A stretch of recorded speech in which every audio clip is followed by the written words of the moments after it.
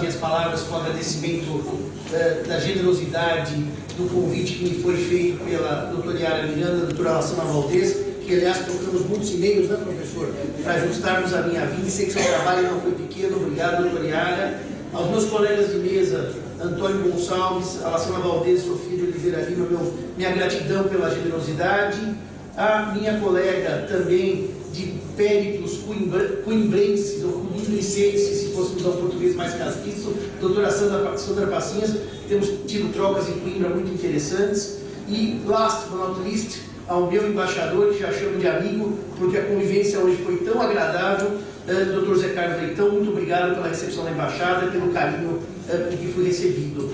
A minha palestra terá dedo no telemóvel, porque todo o meu arquivo está no telemóvel. Então não estarei nem no Facebook, nem no Instagram, mas estarei no telemóvel, tá certo? É uma alegria estar em um país irmão, em um país em que eu já me senti em casa nessas horas de convívio, não só emanados pela língua, mas por um povo alegre, carinhoso e cuja acolhida certamente sentirei saudades.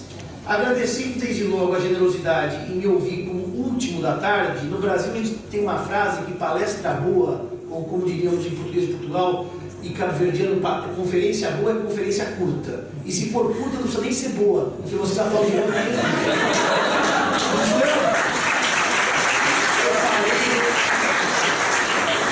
Isso significa que os senhores aplaudiriam já para acabar a conferência. Portanto, eu pedi aos senhores pelo menos não guardassem a conferência nos aplausos.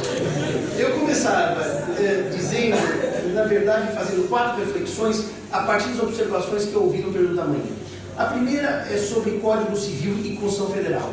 O Brasil, desde sua independência em 1822, já teve 8 diplomas constitucionais e apenas 2 códigos civis. Portanto, o Código Civil é um monumento da perenidade, é um monumento que não se altera. Não preciso dizer que o Código Civil francês é de 1804. Portanto, a Constituição vai ao sabor dos políticos. A lei civil fica porque representa o povo. Aliás, na minha primeira intervenção em Lisboa, em 2005, eu ouvi uma frase do nosso grande mestre Oliveira Ascensão, que dizia: civil, civitas, cidade, cidadão. O Código Civil é o diploma do cidadão, a Constituição dos direitos políticos. E aqui não é uma questão de importância. As pessoas se preocupam muito mais com divórcio, casamento e morte do que com quem eu voto ou quem eu não voto, que são os direitos políticos que estão na Constituição. Segunda nota, foi dito também hoje pela manhã que um Código Civil às vezes demora para ser produzido.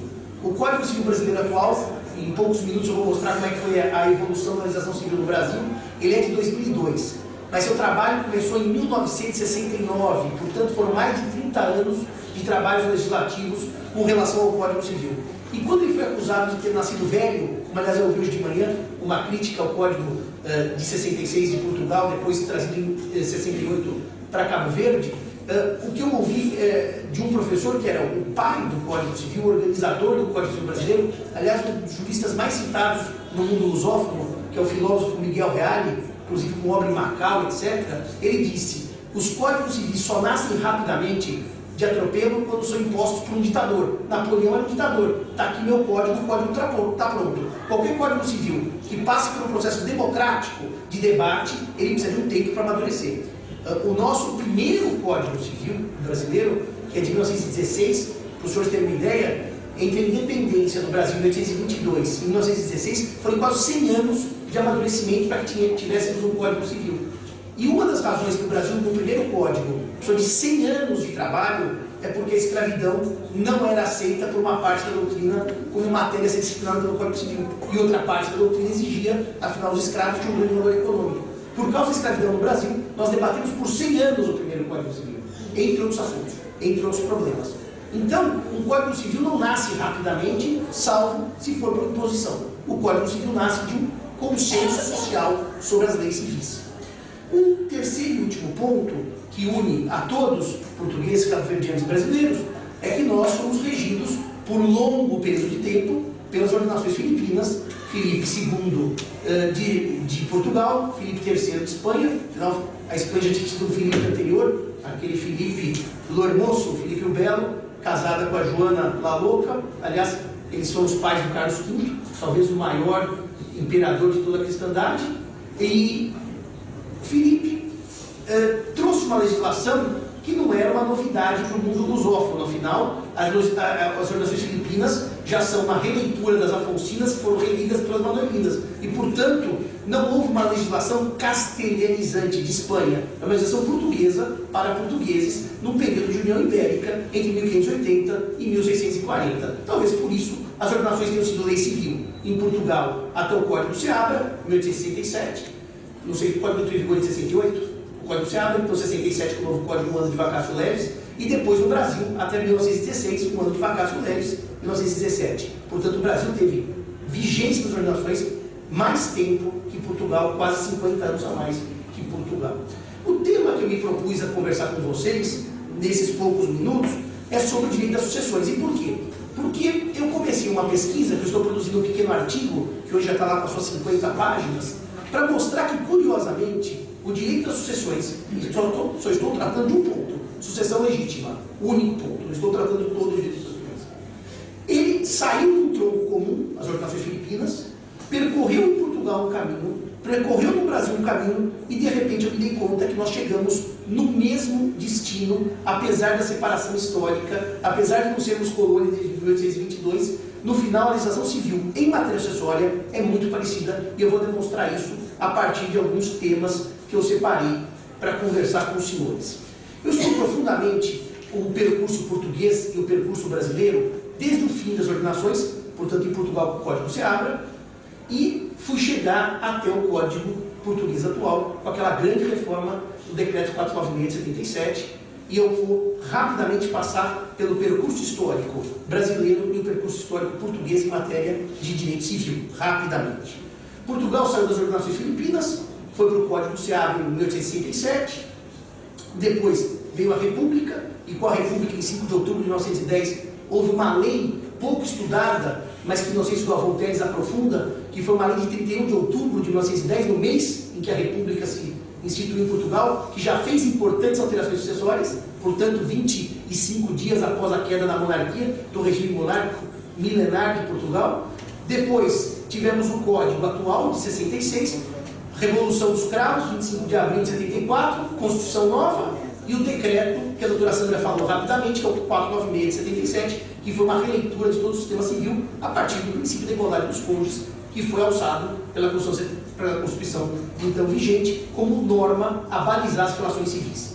Então nós temos o Código Civil, o Decreto de outubro de 1910, depois o Código 66 e o Decreto 496 de 77. Houve outras alterações, mas essas são as mais emblemáticas. O Brasil, ao contrário, antes de termos um Código Civil, um senador mineiro de Minas Gerais, chamado Feliciano Pena, propôs uma lei que mudou totalmente das sucessões, ainda na vigência das ordenações filipinas, 1907. 10 anos antes do nosso Código Civil, nós jogamos fora as disposições sucessórias das ordenações filipinas e criamos uma lei própria para disciplinar as relações sucessórias.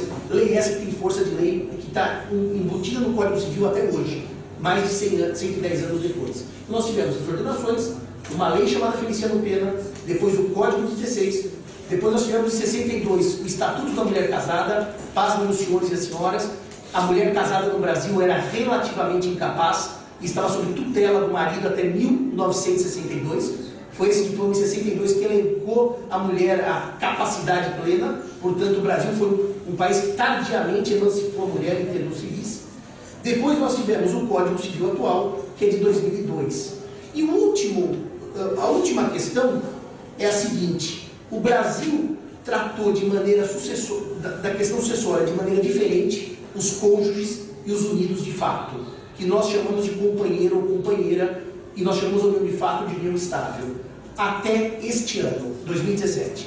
Só em 2017, maio deste ano, o Brasil equiparou em matéria sucessória os cônjuges e os unidos de fato. Portanto, não foi pouca a minha alegria ao ler o artigo 2060 do Código de Cabo Verde, que diz que os herdeiros legítimos são parentes, cônjuge, o Estado, e no número 2 diz que, para efeitos de sucessão, também é cônjuge aquele que tiver vivido com o autor da sucessão até a data da sua morte em união de fato registralmente reconhecível por um período superior a 6 anos. O Brasil só conseguiu isso agora, em 2017. Depois eu falei na nota ao final que nós não exigimos prazo para a união de fato.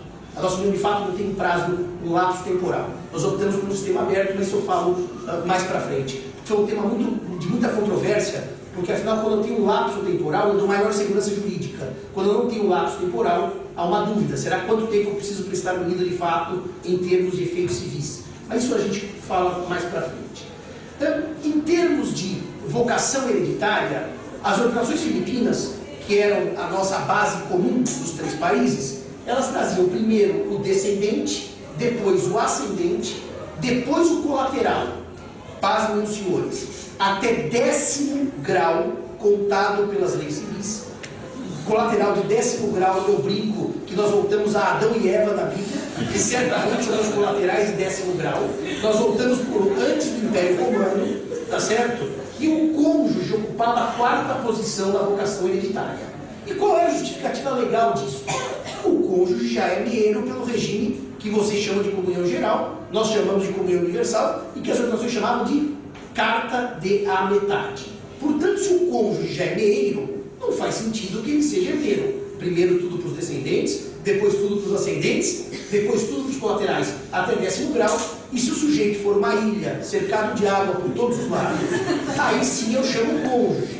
Mas o cônjuge, para receber uma herança das ordenações, tinha que rezar bastante, para que morressem todos os parentes.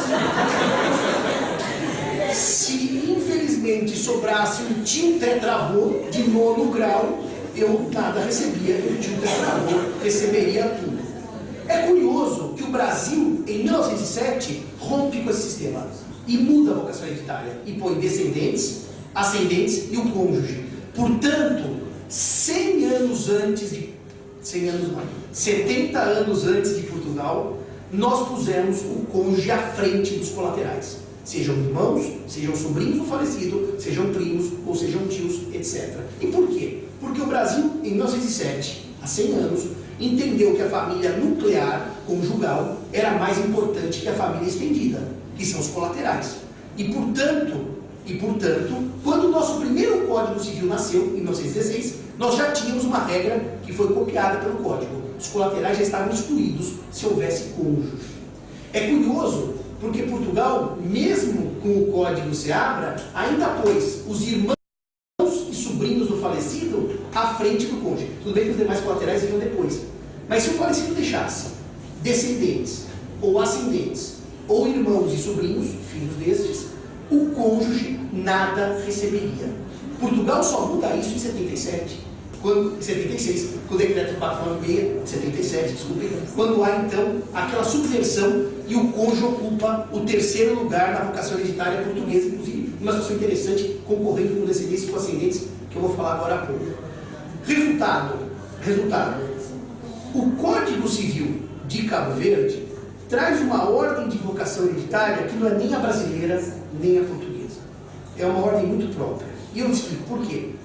Quando o artigo 2061 do Código Civil de vocês diz que a ordem de chamada dos herdeiros, que nós chamamos de vocação hereditária, começa com os descendentes, depois vem o cônjuge e ascendentes, isso é muito curioso, porque o Código Civil brasileiro e o Código Civil português caminharam vamos dizer, por uma trilha semelhante.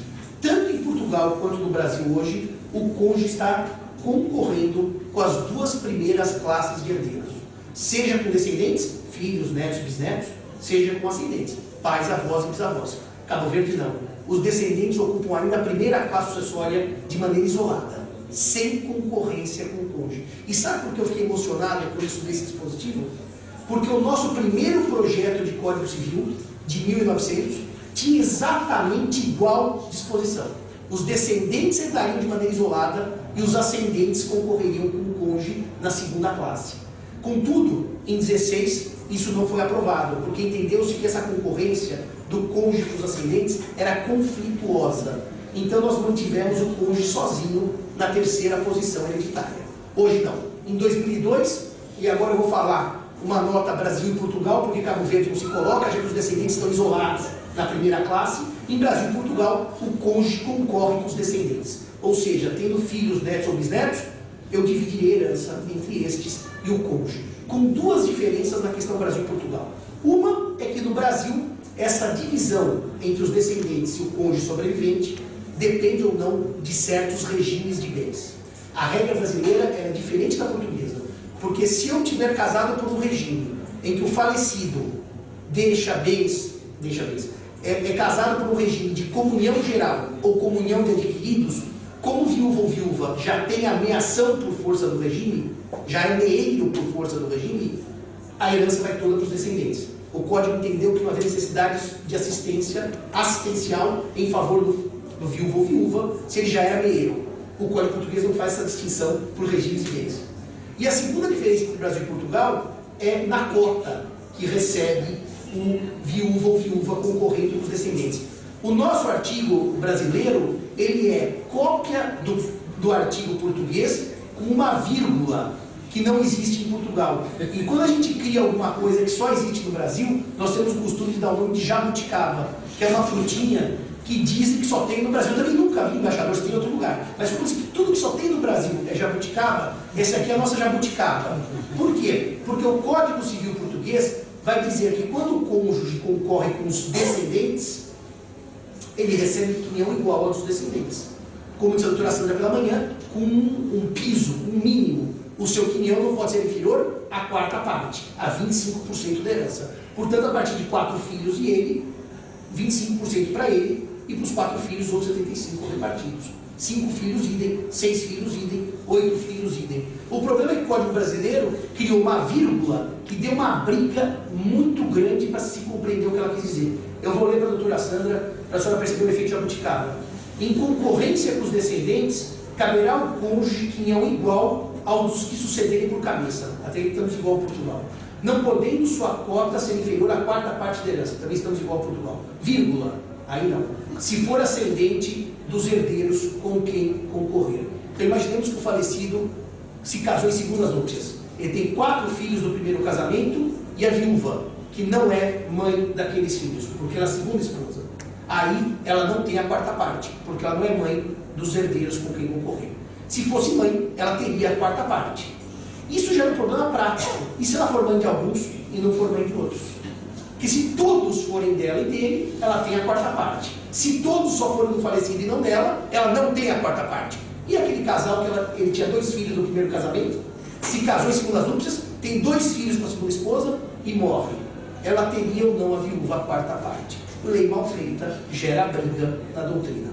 A doutrina está há 10 anos brigando para dizer o que significa, e a conclusão hoje, majoritária, é que o cônjuge só tem a reserva de 1/4 se for ascendente de todos os herdeiros com quem concorrer. Ou seja, é a viúva com seus próprios filhos. Se houver filho só dele, ela não tem a reserva da quarta parte. Ainda que seja um filho dele e 3 dela. Ainda que sejam 4 dele e dela e 1 só dele. A quarta parte só se aplica se forem todos herdeiros comuns. Essa é uma leitura que demorou. O Código completou 15 anos de vigência. Há 15 anos o Brasil debate a vírgula, que foi a jabuticaba, que o Código português não tinha. Vamos agora para o que aproxima os 3 sistemas. O Código Civil cabo-verdiano, o Código Civil português e o Código Civil brasileiro prevêem a concorrência do cônjuge com os ascendentes. Aí nós 3 estamos igualados. O que leva a crer que os ascendentes, que no sistema antigo tinham preferência sobre o cônjuge, família ampliada sobre a família nuclear, perderam, porque hoje pai, mãe ou avós concorrem com o cônjuge. Repito, é a nuclearização da família em detrimento da expansão da família. Eu sou mais família, eu, minha mulher, eu e meu marido, ou hoje, tanto no Brasil como em Portugal, eu e meu marido, porque pode ser casamento homoafetivo, ou eu e minha esposa, se forem 2 mulheres, tem mais proteção do que os pais ou avós.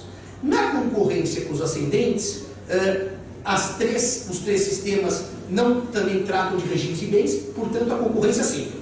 O falecido deixando ascendentes, não deixou descendentes, haverá concorrência sucessória.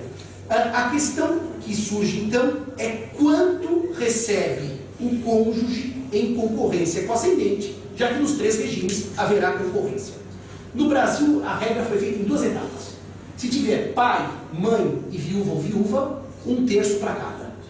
Em qualquer outra hipótese, pai ou mãe e o viúva, ou avós e o viúva, haverá 50% de herança para cada. Portanto, nós só temos duas contas: pai, mãe e viúva ou viúva, um terço para cada; pai ou mãe, ou avós e viúva ou viúva, metade para cada. A legislação cabo-verdiana vai dizer que na falta de descendentes são chamados de sucessão cônjuge sobrevivo, e os ascendentes. Ao cônjuge pertencerá uma metade de herança e aos ascendentes a outra metade, que é a regra portuguesa. Ou seja, não tem um terço, um terço, um terço. A conta se faz sempre pela metade. Portugal e Cabo Verde se aproximam, o Brasil se afasta na concorrência com relação ao quinhão sucessório. Agora, tanto Portugal quanto o Brasil, quanto Cabo Verde, determinam que, não havendo descendentes nem ascendentes, a herança vai, aliás, a herança vai na totalidade para o cônjuge. O cônjuge, após a reforma de 77 do Código Civil Português, alcançou um lugar que no Brasil já tinha alcançado em 1907, excluindo os irmãos e os sobrinhos do falecido. Hoje, o Código Civil cabo-verdiano diz claramente: na falta de ascendentes, o cônjuge é chamado à totalidade da herança. E na falta do cônjuge, os ascendentes. Quer dizer, o ascendente recebe tudo ou o cônjuge recebe tudo. O colateral está excluído da sucessão, havendo descendentes, ascendentes ou cônjuge. O que eu dizia agora há pouco: no Brasil, a partir desse ano, a união de fato gera exatamente o mesmo efeito. Se eu tiver descendentes, ou ascendentes, ou cônjuge, ou na linguagem do direito brasileiro, companheiro, estarão excluídos os irmãos, sobrinhos, primos e tios do morto. Essa foi uma conquista histórica para a união de fato. A nossa união de fato tem proteção constitucional, só que sempre foi tratada pela lei civil como uma família de segunda classe, com menos direitos do que a família decorrente do casamento. A doutora Lassana me mostrava agora há pouco que o Código Civil cabo-verdiano tem um artigo expresso que diz que os efeitos do casamento e da união de fato registralmente reconhecida são iguais, o que é uma evolução maior que a do direito brasileiro. Até, doutora Sandra, a união de fato de Portugal veio caminhando devagarinho, mas eu não consegui perceber, a senhora até me corrija, se o Código Civil Português já incluiu o unido de fato na regra sucessória. Eu não achei nenhuma alteração recente. Não, né? Então, nesse ponto, Cabo Verde saiu na frente, o Brasil veio agora atrás e Portugal continua distinguindo sucessoriamente os unidos de fato dos casados. O Brasil realmente foi um trabalho dos tribunais, porque a lei não mudou, foi uma leitura dos que os tribunais fizeram da lei nesse ano, maio de 2017. Dito isto, as duas regras sucessórias básicas que existem no sistema português, brasileiro e cabo-verdiano estão nos artigos 2062 e 2063 do Código Civil de Cabo Verde. É uma regra que é comum porque vem de uma das últimas novelas de Justiniano a respeito das sucessões, que é incrível que uma disposição de Justiniano dos anos 560 depois de Cristo até hoje tenha permeado todo o sistema da Civil Law, que são os artigos 2062 e 2063 do Código Civil cabo-verdiano. Os herdeiros de uma classe dos sucessíveis preferem aos das classes imediatas. Em outras palavras, havendo herdeiros de uma classe, eu não chamo os da classe subsequente. Eu paro na primeira classe e não desço de classe se aquela classe estiver preenchida. E a segunda regra é que dentro de cada classe, os parentes de grau mais próximo preferem os de grau mais remoto. Por isso que filho exclui neto, como regra, salvo o direito de representação. Nesse ponto eu não consegui perceber se Cabo Verde é igual Portugal ao Brasil. Eu vou fazer uma pergunta. Eu descobri recentemente que o direito brasileiro se afastou do direito português a partir de uma visão do professor Araújo em São Paulo, que é o seguinte caso. O direito português tem uma regra que é a chamada regra da troncalidade, que não é nova, é da novela 118 de Justiniano. Basicamente o seguinte, senhores: se eu tenho dois filhos, e esses dois filhos falecem, cada um com dois filhos, portanto são só 4 netos os herdeiros, filhos de uma filha pré-morta e filha de um filho pré-morto, no direito brasileiro, os 4 herdam por direito próprio, e não manteria a troncalidade. Como essa linha inteira já morreu, os 4 são chamados por direito próprio, e cada um herdaria. Bom, é que 4 e 4 ficou ruim, né? Vamos por 2 e 1 para ficar mais fácil. Se fossem 2 filhos de um filho e um filho de uma filha, eu teria um terço, um terço, um terço. Ou seja, eu não respeito a ordem do tronco familiar. Em Portugal, não. Portugal, se houver 3 netos, o tronco A, que tem 2 recebe a metade, e o tronco B, que tem 1, recebe a outra metade. O Brasil rompeu com a troncalidade, eu não sabia por quê. Foi um debate em 1902 para pensar o novo Código Civil, que se pensou que a troncalidade só haveria se fossem todos de mesmo grau. Exemplo, dois filhos, um filho falece e esse aqui deixa um filho, aqui esse recebe por direito próprio e esse recebe por representação. Se tiverem dois filhos, troncalidade. Esses dois filhos receberão por representação, porque tem graus distintos. Filho do morto e neto do morto. Quando todos estiverem no mesmo grau, o Brasil rompeu com a troncalidade. Aqui mantém a troncalidade, se forem todos netos. Então segue o sistema romano, que é o sistema que Portugal adotou e que o Brasil se afastou por uma opção legislativa. Nos debates do Código Civil, entendeu-se que a troncalidade não sobreviveria se eu tivesse netos e filhos do falecido, e aí, se eu tivesse netos, só netos do falecido, ou só filhos do falecido. Ela só sobreviveria se netos concorressem com filhos. A mesma coisa se for vale para sobrinhos, tá? Vamos supor que eu não tenha descendentes, nem ascendentes, nem cônjuge, nem companheiro. Tenho 5 sobrinhos, filhos de irmãos, todos mortos. Não importa quem é filho de qual irmão, são só 5 sobrinhos, 1/5 para cada um. Em Portugal eu manteria a troncalidade. Se um fosse filho, 2 fossem filhos de um, 2 do outro e 1 do outro, eu dividiria em 3 troncos a herança, em que então Cabo Verde segue a troncalidade, segue a mesma ideia. O Brasil se afastou do sistema romano adotado em Portugal. Como eu disse, palestra boa, palestra curta, o último tema dentro da autonomia privada é o tema dos herdeiros necessários, que Portugal e Cabo Verde chamam de herdeiros legitimários. Nós não fazemos a grande divisão que vocês fazem da sucessão legítima e legitimária. Nós chamamos de sucessão legítima os herdeiros necessários, que têm direito à legítima, e os facultativos, que eu posso afastá-los por testamento, se assim eu quiser. No Brasil, a lista de herdeiros necessários é composta por 3: os descendentes, os ascendentes e o cônjuge. Com essa leitura constitucional desse ano do nosso Tribunal Constitucional, além do cônjuge, o unido de fato passou a ser herdeiro necessário por leitura do Tribunal Constitucional. Mas por lei, descendentes, ascendentes e cônjuge. A legislação cabo-verdiana e a legislação portuguesa, quando falam dos herdeiros legitimários, falam em descendentes, cônjuge, é que Portugal começa com o cônjuge, porque o cônjuge subiu para o primeiro lugar. Mas a ordem não altera os fatores. Descendentes, cônjuge e ascendentes. Portanto, também não menciona aqui os unidos de fato. O que me leva... Bom, Portugal certamente não é herdeiro necessário. O que me leva a crer que, apesar da proteção dos unidos de fato, será que por equiparação ficou tudo igual, doutor Lassana? Até com o herdeiro necessário? O unido de fato? Está tudo igual? Bom, então vocês também deram um passo à nossa frente. Os unidos de fato também já são herdeiros necessários. No Brasil, só a partir de agora. Só a partir desse ano. Então, mais um ponto em que nós coincidimos e Portugal se afasta da proteção dos unidos de fato. Agora, eu queria terminar dizendo uma coisa para vocês, que eu estou estudando esse tema, e que é muito curiosa, a experiência portuguesa reproduzida em Cabo Verde, que é a oposta do Brasil.